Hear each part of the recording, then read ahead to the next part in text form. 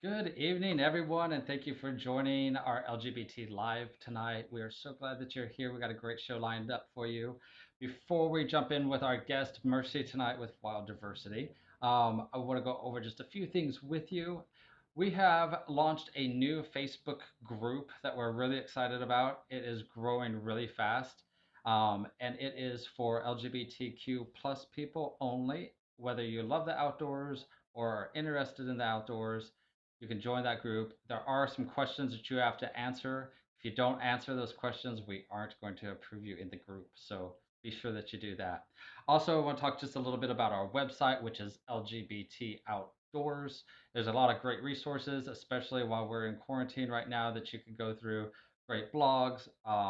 There are our events page.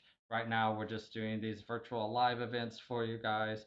But we do have an awesome guest and a special episode coming up this Friday, which is, I don't have the date for this Friday, but it's this Friday at 8 p.m. Central Standard Time. We're going to be having Jeffrey Benny on, and he is an incredible guy that just went from feeling overweight and unhealthy to challenging himself to run a 100-mile race. And he did a documentary called Once Is Enough. He's going to be here again. That's going to be Friday night at 8, so 8 Central Standard Time. So we are excited for that. I want to introduce tonight's guest. Very, very cool lady. Tonight, Mercy is joining us from Portland, Oregon. Mercy has an incredible organization called Wild Diversity. And while I could tell you about it, I'd rather show you about it. So here's a video about Wild Diversity.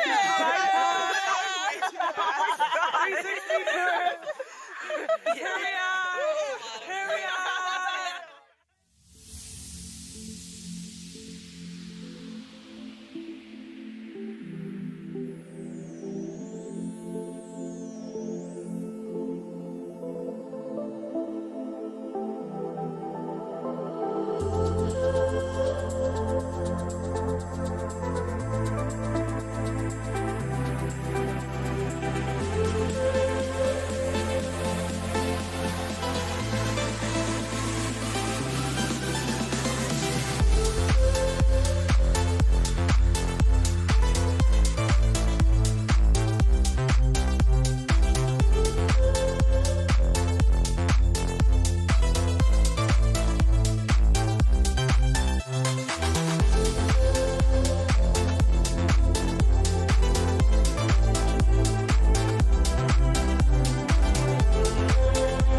Live with the sound of music.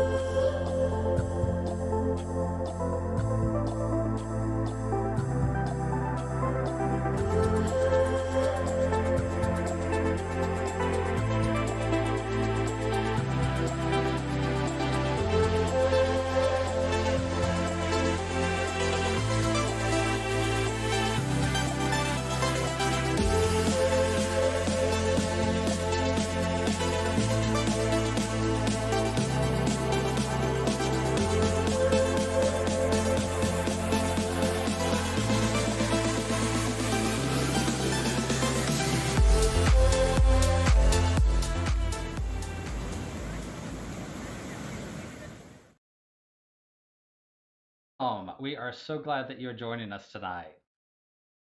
Thank you so much. This is awesome.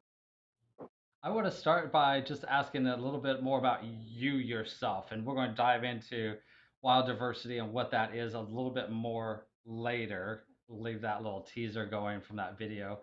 Saw your face light up as that was coming up, and so we just know that that is your passion and your baby that you're so excited about. But tell us a little bit about you and where you grew up and how you became so involved in the outdoors. Well, I grew up in Oklahoma and Texas. Our family didn't get a chance to go on so many vacations, but when we did, it was always outdoors. And it was such a memorable and a very profound experience in a place where I was like, I really like being out here. I really like this trip to the woods that we're taking. So it was always just had a special place for me from the first time I got to be in the outdoors with my family. That's amazing.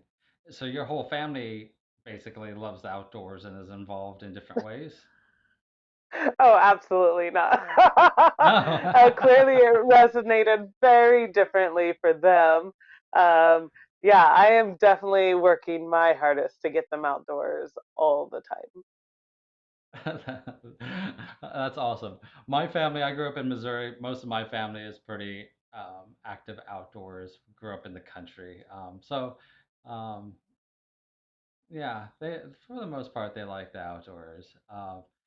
Tell us a little bit more about what took you to Oregon and how you ended up there. I know that there's a huge difference between the outdoors up in the Northwest versus Texas and Oklahoma.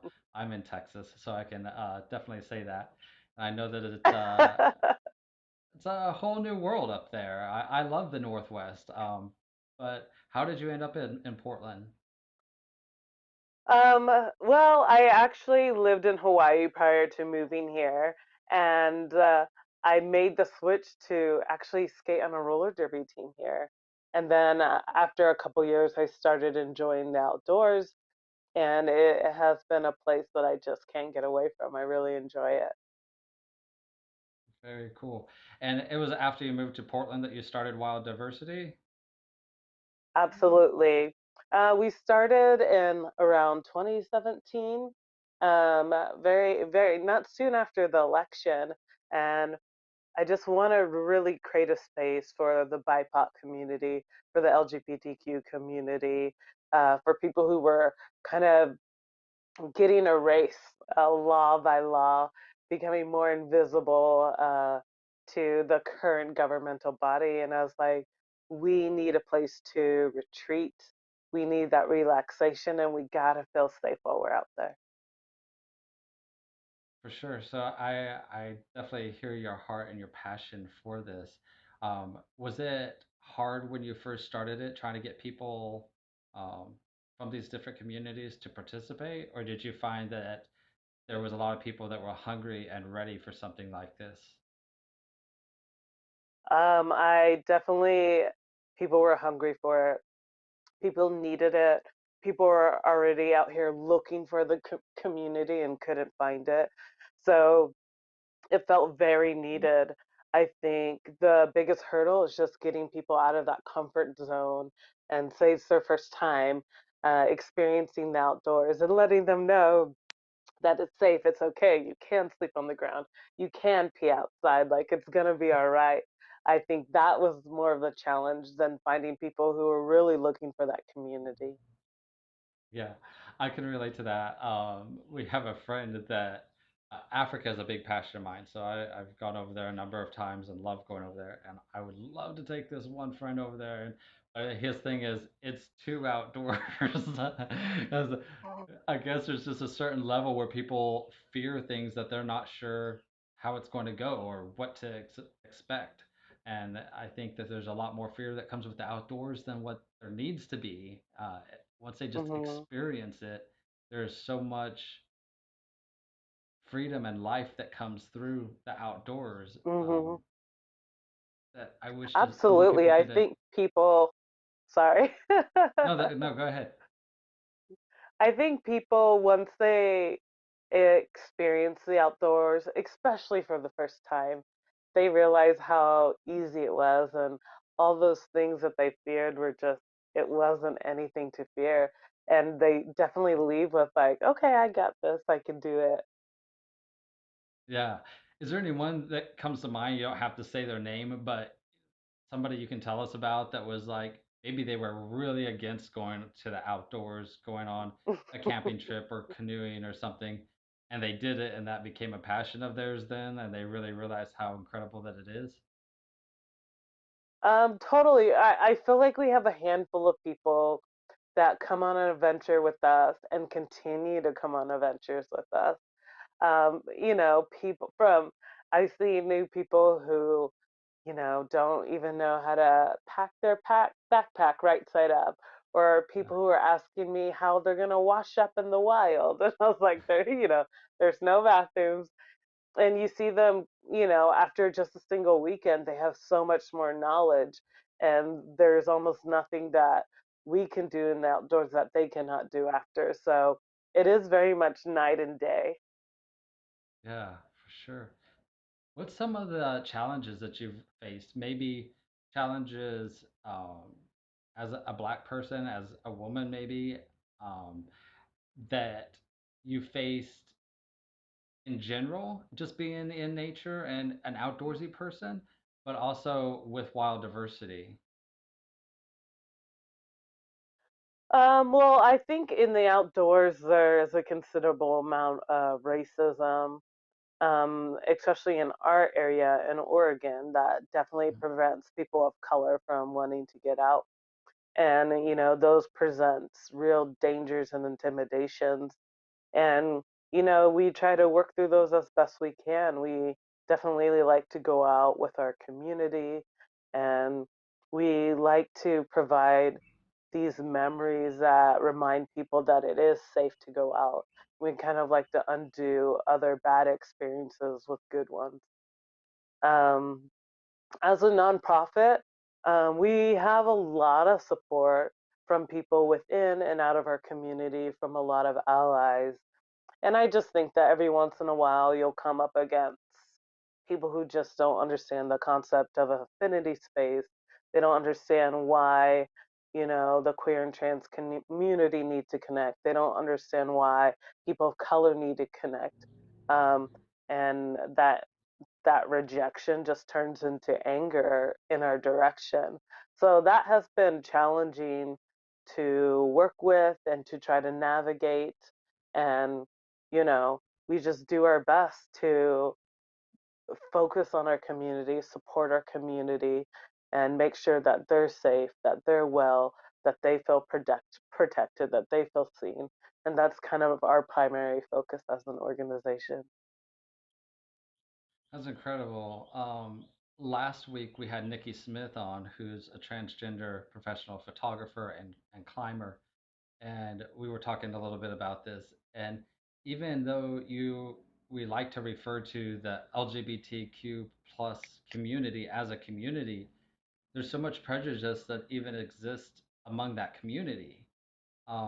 And Mm, it blows my mind and breaks my heart at the same time that we can't understand um, differences enough to be able to be united together and be able to be a family and a true community. What are some absolutely, things yeah. that we can do that could help wild diversity uh, cause and try to fight the racism, fight the bigotry, and break down some of these walls that so many people put up against our community and others? I think the biggest thing that we could do is be open. No matter where we are in life, we can never understand what it's like to walk in somebody else's shoes, especially a Yeah. population that tends to be more targeted for prejudice and violence. So we can never know. So we just have to be open. We have to listen and hear what they're saying. And when we're doing that, it's not a debate or discussion. It's not time to probe.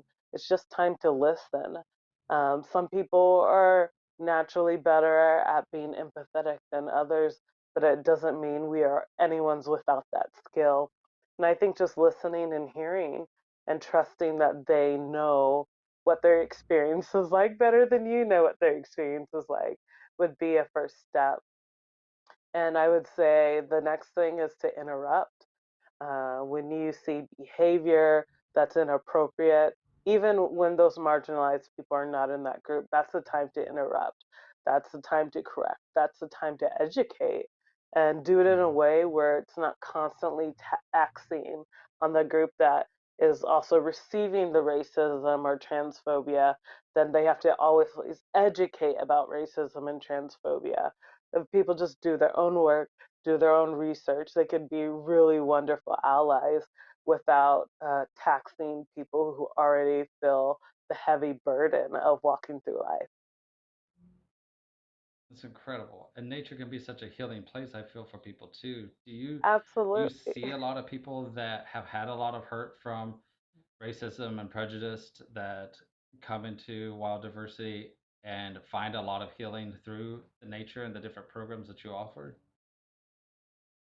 Um, I think everyone who connects with us has faced it at one time or the other. It's almost something that we cannot really escape as a community.